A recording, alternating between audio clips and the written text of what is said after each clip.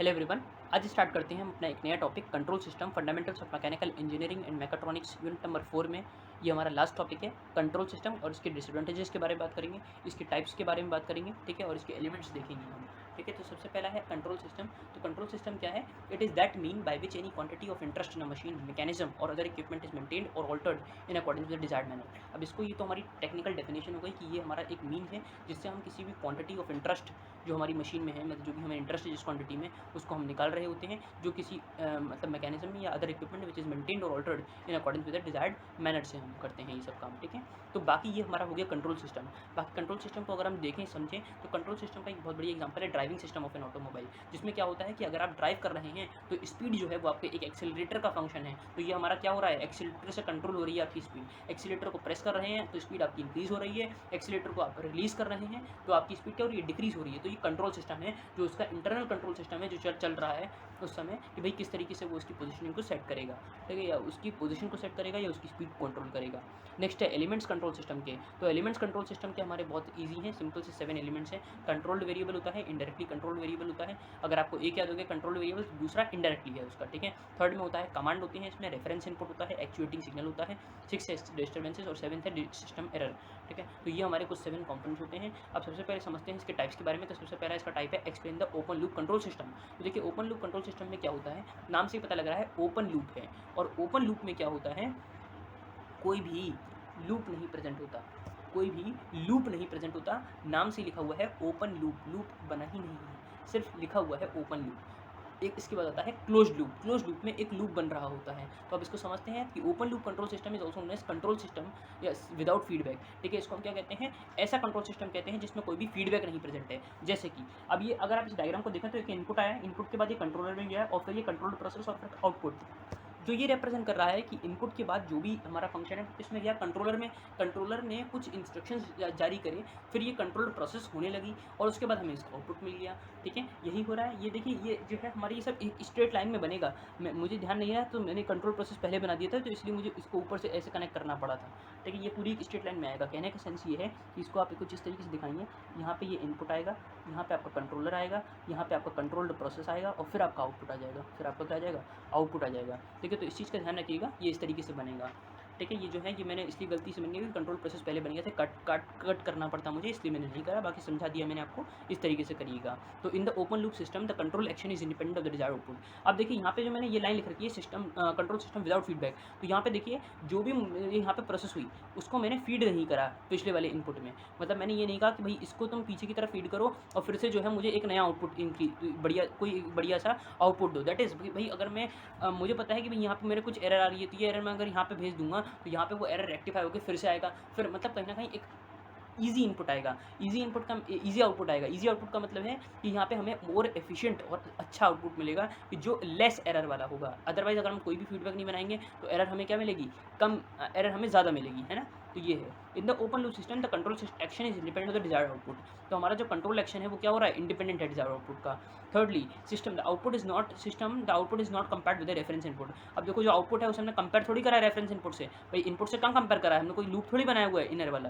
That is why it is open loop. ठीक है, example इसके क्या हो गए, ऑटोमेटिक वॉशिंग मशीन हो गया, इमर्शन रॉड हो गया और एक फीड कंट्रोल डीसी मोटर। तो 3 एग्जाम्पल तो आपको बिल्कुल याद होने चाहिए क्योंकि पूछ ले जाते हैं। Write down the examples of the explain open loop control system in the 2 marks में अगर आता है तो ये open loop control system and also right the examples of it. ठीक है, बाकी 10 मार्क्स में तो हमेशा आपसे पूछा जाएगा explain control system, explain the its types and also the advantages and the disadvantages of it. अब आते हैं इसके क्लोज लूप के ऊपर। अब देखिए क्लोज लूप में क्या हो रहा है, ये close loop control system is also known as a feedback control system. इसे हमने क्या बोला, फीडबैक कंट्रोल सिस्टम बोला। फीडबैक कंट्रोल सिस्टम क्यों बोला, क्योंकि अगर आप इसका डायग्राम देखें तो यहाँ पे हमें एक फीडबैक मिल रहा है। कंट्रोल प्रोसेस के बाद जो कंट्रोल आउटपुट हमें मिलेगा तो वो हमारा क्या होगा, एकदम नहीं मिल रहा है हमें, पहले फीडबैक वाले फॉर्म में जा रहा है और फिर ये रेफरेंस इनपुट से कनेक्ट है। किससे कनेक्टेड है, हमारा रेफरेंस इनपुट से कनेक्टेड है, जिससे क्या हो रहा है कि control action is dependent on the desired output. ठीक है, वो हमारा डिजायर्ड आउटपुट के ऊपर जो है डिपेंडेंट है ना। Any system having one or more feedback paths from close loop system the output is compared with the reference input and the error signal is produced.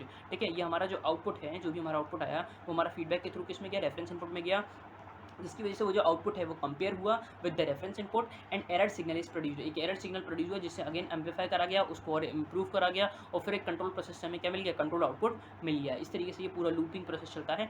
Fourth है error signal is fed to the controller. जो error signal है उसे हमने किस में fed करा, controller में fed करा या एम्पलीफायर में फेड करा to reduce the error and desired output is obtain, या और हमें एक डिजायर्ड आउटपुट जो है वो मिल गया। बाकी इसके एग्जांपल भी हमारा एयर कंडीशनर है, ऑटो पायलट एयरप्लेन्स होते हैं और इलेक्ट्रिक आयरन है। अब इसके आते हैं एडवांटेजेस ओपन लूप में क्या है। भाई ओपन लूप हमारा सिंपल था बिल्कुल, ठीक है। तो इसकी सबसे पहली एडवांटेज क्या है, बिल्कुल सिंपल था, तो हमने लिख दिया such systems are simple in construction. ये हमारे इजी होते हैं भाई, जिसमें आपको लूप लगाना पड़ेगा, जिसमें आपको बार बार करेक्ट करना पड़ेगा, तो उसमें उसकी प्रोग्रामिंग ज़्यादा डिफिकल्ट है, उसको बनाना ज़्यादा डिफिकल्ट है ना। इसलिए तो ये सिस्टम कैसे हैं, सिंपल होते हैं कंस्ट्रक्शन में, क्योंकि यहाँ पे कोई भी फीडबैक प्रेजेंट नहीं है। सेकेंडली वेरी मच कन्वीनियंट होते हैं when the output is difficult to measure, ठीक है, बहुत ज़्यादा कन्वीनियंट है, बहुत ज़्यादा सिंपल है।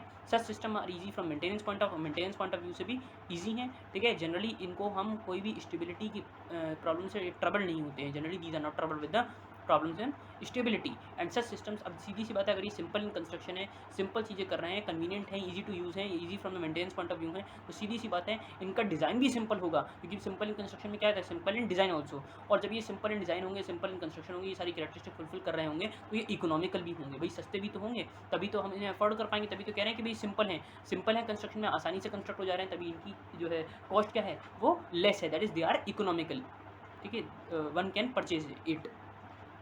नेक्स्ट बाकी है डिसएडवांटेजेस क्या हैं, तो अब ये सिस्टम क्या है, इनएक्यूरेट होते हैं, क्यों, क्योंकि यहाँ पे कोई भी फीडबैक नहीं प्रेजेंट है, बार बार कोई एरर का सोर्स जो है वो करेक्ट नहीं हो रही है, ठीक है। तो the system are inaccurate and unreliable रहते हैं because accuracy of system are totally depend on the accurate pre calibration of the controller. मतलब या तो आपका कंट्रोलर पहले से ही कैलिब्रेटेड है तब तो ठीक है, अदरवाइज नहीं है तो आपको वो एरर का सिग्नल बार बार फेड नहीं होगा, वो आपका डायरेक्टली एरर जो है मिल के चली जाएगी रिजल्ट में और वो आउटपुट आपको डिस्प्ले हो जाएगा, ठीक है। These systems give inaccurate result if there are variation in the external environment. अगर आपका कोई भी एक्सटर्नल एनवायरनमेंट में क्या है, the system give inaccurate result if there are variation in actual, अगर कोई भी एक्सटर्नल एनवायरनमेंट में वेरिएशन है तब भी आपको ये इनएक्यूरेट रिजल्ट देते हैं, ठीक है। इन सिस्टम ये जो है इंटरनल डिस्टर्बेंसेस को सेंस नहीं कर पाते हैं, जैसे कि मैंने बताया फीडबैक नहीं प्रेजेंट होता है, तो इसमें जो डिस्टर्बेंसेस होती हैं अंदर जो हमारे इस सिस्टम में होती हैं उसको ये सेंस नहीं कर पाता कंट्रोल स्टेज तक, क्योंकि फीडबैक ही नहीं लगा हुआ है, तो पता ही नहीं है कि कब एरर आई और कब वो उसे करेक्ट करना है नहीं करना है, ठीक है। बाकी इसका रिकैलिब्रेशन कंट्रोलर का नेसेसरी है, वही बात है कि भाई जो मैंने यहाँ पे लिख रखा है कि it is depend on the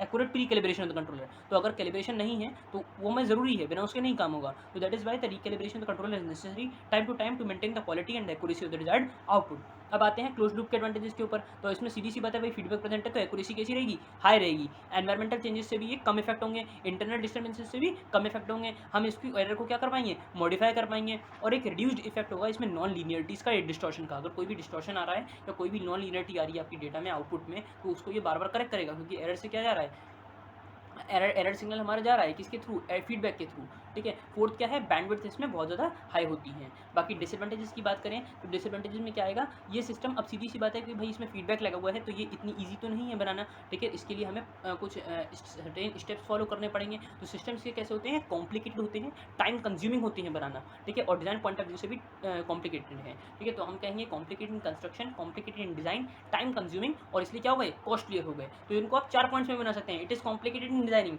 it is complicated in construction, it takes time while it consumes the time while it in construction, ठीक है, and from all these points we can also conclude that they are costlier। तो 4 points आपके इस तरीके से बन सकते हैं, बट मैंने इसको 1 पॉइंट में लिख दिया है, तो इस तरीके से आप इसको एक्सटेंड कर सकते हो। सेकेंडली क्या है, due to the feedback system, अब फीडबैक अगर इसमें लगा होता है तो मैंने आपको बताया फीडबैक कभी अगर बार बार फीडबैक जा रहा है, बार बार उस एरर को करेक्ट करेगा, तो फिर तो ये बहुत ज़्यादा टेंडेंसी हो गई ओवर करेक्शन की, ठीक है। तो वही मैंने लिख रखा है, tendency to overcorrect the error में कॉज ऑसिलेशंस विदाउट बाउंड। तो कई बार ये थोड़ा सा ऑसिलेशन भी प्रोड्यूस कर देते हैं कि भाई देखो इस बार तो एरर हमारी कम थी, एक बार बहुत एरर आ गई, एक बार कम आ गई, फिर एरर बहुत आ गई, तो इस तरीके से करेक्ट करता रहेगा बार बार, तो एक ऑसिलेशन जो है वो प्रोड्यूस होंगी उसमें, ठीक है। तो ये भी होता है। थर्ड है problems of instability due to feedback. अच्छा, कई बार इसमें इनस्टेबिलिटी की प्रॉब्लम जो है वो हमें देखने के लिए मिलती हैं। The system must be design और ऑपरेटेड केयरफुली। अभी सिंस कि भाई ये थोड़ा सा कॉम्प्लिकेटेड है डिज़ाइनिंग में और इसे चलाना भी मुश्किल है, तो इसलिए इसमें हमारा जो डिज़ाइन है और इसका जो ऑपरेशन है वो भी हमारा केयरफुली होना चाहिए। उसके लिए 1 person needs to have knowledge of these equipments. तो यहाँ पे हमारा ये कंप्लीट होता है कंट्रोल सिस्टम, इसके टाइप्स, इसके एलिमेंट्स और इसके हमने जो एग्जांपल दैट इज एडवांटेजेस की बात करें, डिसएडवांटेजेस की बात करी, तो वो हमारा यहाँ पे कंप्लीट होता है क्लोज लूप ओपन लूप के दोनों के, ठीक है। तो आज के लिए इसमें इतना ही रखते हैं, इसी के साथ हमारी यूनिट नंबर 4 कंप्लीट होती है, ठीक है। Thanks for watching, have a nice day.